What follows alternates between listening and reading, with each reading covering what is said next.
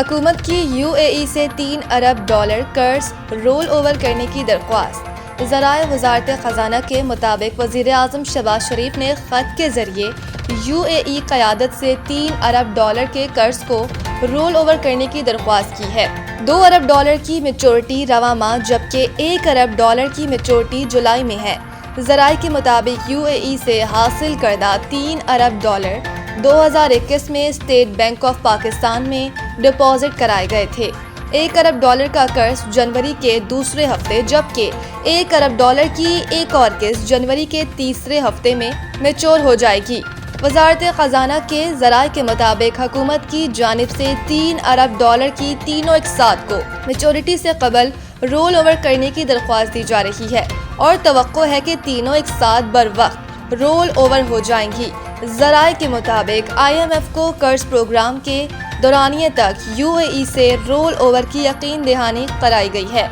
رواں مالی سال UAE، سعودی عرب اور چین سے مجموعی طور پر $12 ارب کے قرض رول اوور کیے جائیں گے۔ اسلام آباد کو بھی شنگھائی کی طرز پر ڈیولپ کرنا چاہتے ہیں۔ محسن نقوی۔ وفاقی وزیر داخلہ اور نارکوٹکس کنٹرول محسن نقوی نے شنگھائی کے اربن پلاننگ ہیڈ کوارٹر کا دورہ کیا۔ شنگھائی اربن پلاننگ کی ہیڈ میڈم چن نے وزیر داخلہ محسن نقوی کا استقبال کیا اور شنگھائی شہر کے ماسٹر پلاننگ ڈیولپمنٹ اور سہولتوں کے بارے میں تفصیلی بریفنگ دی۔ وزیر داخلہ محسن نقوی کو شنگھائی میں شہری سہولیات کے ساتھ ترقی کے تیز رفتار نظام کے بارے میں بریف کیا گیا۔ ویڈیوز اور ماڈلز کے ذریعے شنگھائی کے ترقی کے سفر اور ماسٹر پلان کے بارے میں بھی آگاہ کیا گیا۔ محسن نقوی نے شنگھائی کے جدید سہولتوں سے آراستہ اسٹیڈیم کا ماڈل بھی دیکھا اور شنگھائی اربن پلاننگ کے تحت تمام معلومات کو جدید طرز پر یکجا کرنے کے نظام میں گہری دلچسپی کا اظہار کیا اور جدید ٹیکنالوجی پر مبنی نظام کی تعریف کی۔ انہوں نے شنگھائی اربن پلاننگ کے تحت شہر کے نظام کو مربوط اور فول پروف بنانے کے اقدام کو بھی سراہا۔ اس موقع پر محسن نقوی کا کہنا تھا کہ شنگھائی شہر تیز ترین ترقی میں اپنی مثال آپ ہے۔ شنگھائی کی ترقی ہر شہر کے لیے قابل تقلید ہے۔ اسلام آباد کو بھی شنگھائی کی طرز پر ڈیولپ کرنا چاہتے ہیں۔ شنگھائی کی تیز رفتار ترقی سے استفادہ کرنے کے لیے فوری اقدامات کریں گے۔ وفاقی وزیر داخلہ محسن نقوی نے وزٹرز بک میں تاثرات بھی درج کیے۔ سلامتی کونسل وینزویلا میں امریکی فوجی کارروائی، اقوام متحدہ چارٹر کی خلاف ورزی قرار۔ وینزویلا کے معاملے پر اقوام متحدہ کی سلامتی کونسل کے ہنگامی اجلاس میں چین اور روس نے وینزویلا کے صدر نکولس مادورو اور ان کی اہلیہ کی فوری رہائی کا مطالبہ کر دیا۔ اجلاس میں امریکی فوجی کارروائی کو اقوام متحدہ چارٹر کی خلاف ورزی قرار دیا گیا۔ اقوام متحدہ کی سلامتی کونسل کے اجلاس میں پاکستان نے وینزویلا کا معاملہ افہام اور تفہیم سے حل کرنے پر زور دیا ہے۔ پاکستان کے قائم مقام مندوب عثمان جدون نے کہا کہ تنازع کو حل کرنے کے لیے ڈائیلاگ اور ڈپلومیسی کا سہارا لینا چاہیے۔ یک طرفہ فوجی کارروائی سے عدم استحکام کو بڑھاوا ملے گا۔ UN چارٹر کسی بھی ملک کی سالمیت کے خلاف طاقت کے استعمال کی اجازت نہیں دیتا۔ عثمان جدون نے مزید کہا کہ دنیا کو پہلے ہی متعدد بحرانوں کا سامنا ہے، ایسے میں کیریبین میں تناؤ خطے اور عالمی امن کے لیے اچھا نہیں ہے۔